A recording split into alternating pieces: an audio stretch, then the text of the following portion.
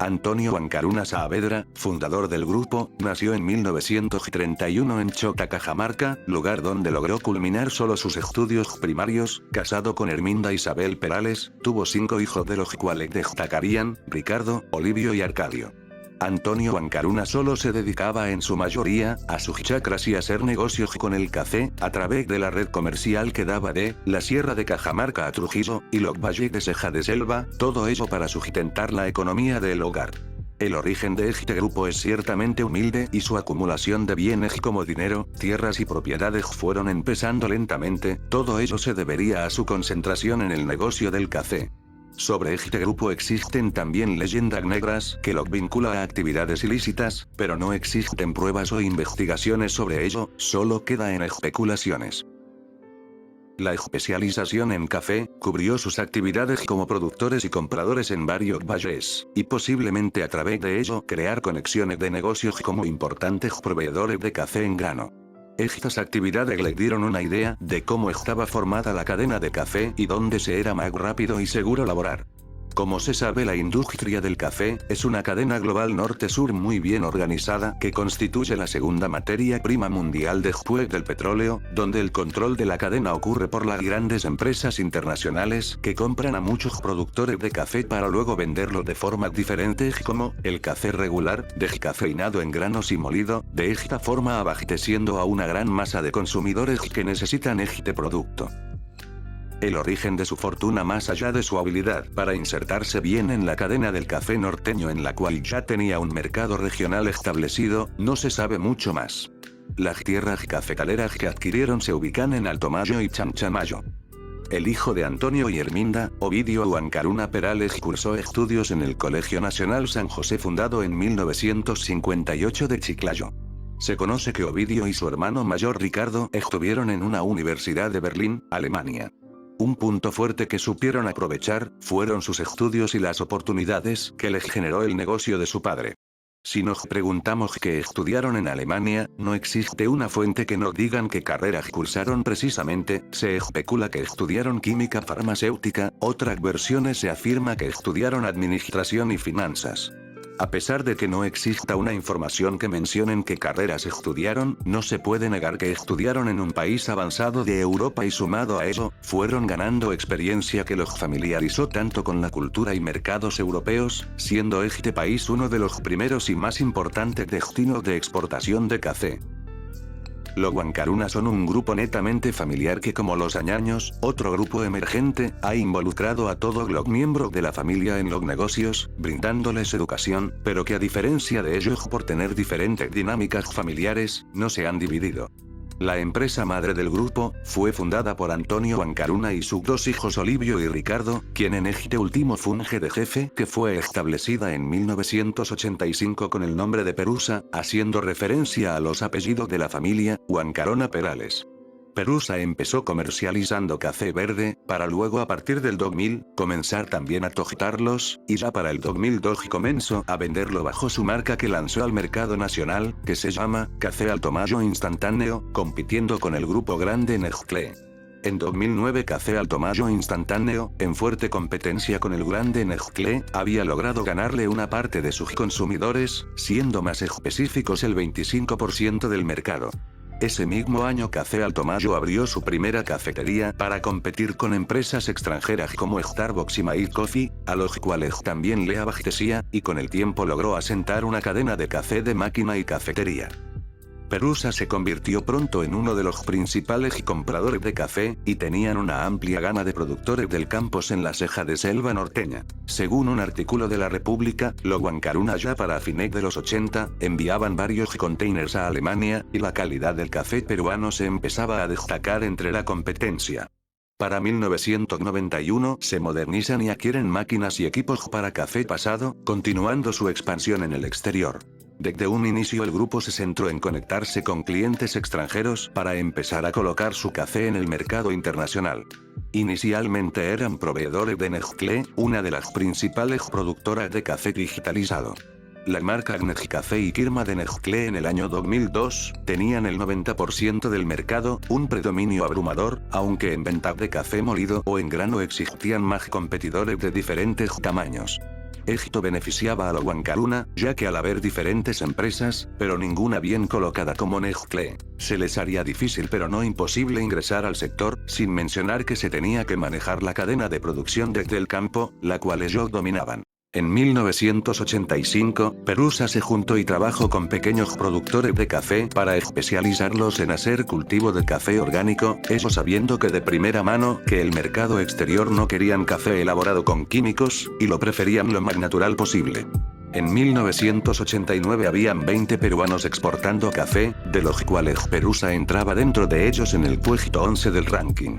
Los grandes del café exportaban una fuerte cantidad, aproximadamente 138 embarques anuales, que a diferencia la Huancaruna exportaba 40, a pesar de que era casi una tercera parte, se podía ver que ya iban creciendo poco a poco. Para la década de 1991, el grupo se instaló en una planta industrial de Chiclayo, para producir café digitalizado y venderlo con su nueva marca, Café Alto Mayo. Sabían que la lucha por atraer a un público el cual tenían una variedad extensa de café, sería una batalla fuerte, pero lo que lo diferenciaba de los demás, era su calidad, la elaboración y proceso meticuloso para la preparación de un producto tan anhelado.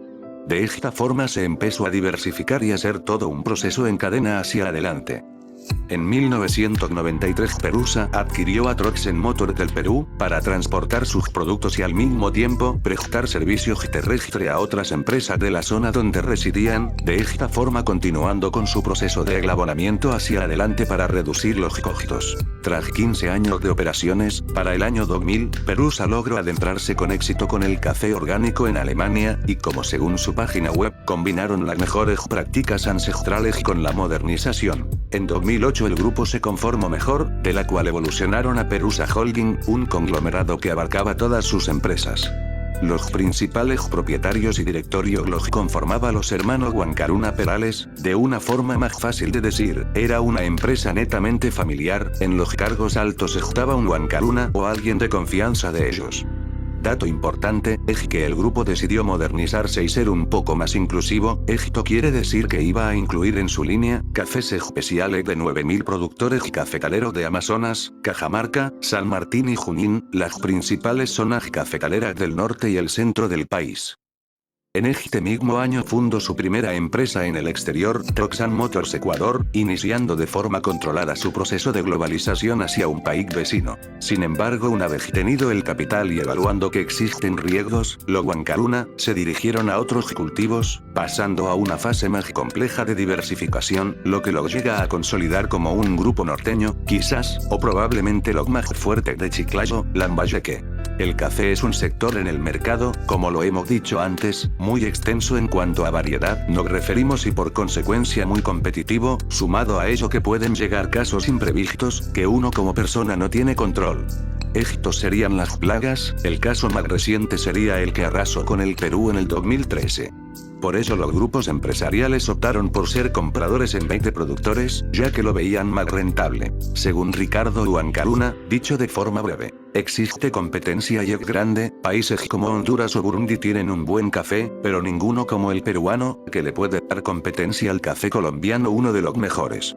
Según Francisco Durán, autor del libro, menciona que para las fechas del 2013 y 2014, Perusa estaba liderando como principal exportador de café con un valor de venta de 146 y 166 millones de dólares, duplicando al segundo exportador de la lista. La diversificación en agroexportación empezó en 1998, cuando Perusa obtuvo una ex hacienda azucarera, esto debido a la ley de tierras aprobada por el Congreso de 1995. Esta reforma permitió la reconstrucción de Latinfundio, de los cuales los grupos Taller, Rodríguez y Huancaruna sacaron un beneficio. Hacemos un paréntesis importante para la historia. Existe un problema con las cooperativas agrarias azucareras, que por sus deudas, estaba en manos del Estado, pero esta misma entidad los vendió, en la época que el Perú conoce como, la erupción de la corrupción. Al quedar diversas las acciones por la venta, los que dirigían las cooperativas, querían como de al lugar tener un control mayor, esto en base a todas las acciones que puedan tener, ello llevó consecuentemente a disputas reñidas por el control. En vista que se armaba un caos, el Estado tuvo que poner orden, vendiendo de forma legal y especulando también, de forma ilegal algunas azucareras. Las adquisiciones de Huancaruna por las tierras de San Juan y Pucallpa, en Lambayeque, particularmente en el segundo, estuvo teñido de sangre y episodios de tragedia. La primera adquisición de Huancaruna fue las tierras de San Juan, en 1998. Para el 2005 tomaron la decisión de dejaron de trabajar con azúcar y empezaron a producir uva de mesa Red Globe y otro cultivo para exportar. Para el 2006 concretaron la compra de Pucallpa. Pucallpa es una hacienda azucarera, la más grande del norte del Perú, destaca por tener tierras dispersas por varios distritos, unido hacia el pueblo de Pucallpa. Inicialmente, las tierras les pertenecían al inversionista Jaime Moore, quien tuvo que cederla al Banco Luis Sudamérica para pagar deudas. En un acto estratégico los Huancaruna adquirieron la mayoría de acciones recién en el 2006, en una fuerte disputa con otros grupos. De esta forma dedicándolo netamente al azúcar. Desde la privatización de la empresa Agropucallpa con 15.000 hectáreas de cultivos, ha tenido una historia muy caudulenta. Tuvo varios propietarios lo cual llevó a que se disputara estas tierras, aproximadamente hubo un muerto por año, de los cuales duró 20 el problema. Los Huancaruna adquirieron a Pucallpa a través de la formación del Consorcio Líder Azucarero del Norte Clan. A pesar de que la hayan adquirido y la pusieron a trabajar y generar ingresos, no eliminó las deudas y la violencia que perduró. Según Ricardo Uceda, periodista que investigó el caso Pucallpa, presume que Olivio Huancaruna fue el principal sospechoso del asesinato del excedente de la empresa Fernando Arbulú. Pero como se especifica es presuntamente sospechoso, más no hay pruebas de que él lo haya hecho. Esta sospecha toma más reflote cuando Fernando Arbulú denuncia a Olivia Huancaruna en televisión y junto al exministro Hernán Garrido Leca que estuvieron envueltos en una violenta disputa entre dos grupos de poder, Bustamante de Arequipa y Huon de Lima. Pucallpa siempre fue una empresa problema, acumuló 500 millones de soles en deuda y disputas con otros accionistas o personas que estaban en cargo de los cuales terminaron asesinados. Este grupo se identificó siempre como un grupo familiar y netamente familiar que compartían características con otros grupos provincianos o emergentes, como los Añaños y los Flores, debido a ello fundaron en 2010 la Asociación de Empresas Familiares del Perú, la AEF. Ricardo Huancaruna, el jefe de Perusa, ha tenido visión gremial empresarial pero se desconoce si tuvo conexiones con la política. Además de la AEF también ha sido director de la Asociación Nacional de Exportadores ADEX, y presidente de la Cámara de Peruana de Café y Cacao. En materia de relación con sus proveedores el grupo Huancaruna ha tenido algunos episodios negativos con los productores de café, esto debido a los bajos precios que pagan gracias a su posición de único comprador.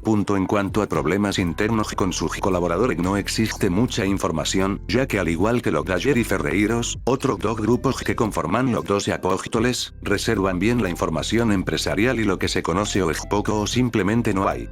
Se puede decir que tienen conexiones con otras empresas del mismo o diferente rubro en beneficio de su empresa, pero por ello no necesariamente están vinculados a la política como los Dayer o Acuña, solo se limitan a su sector.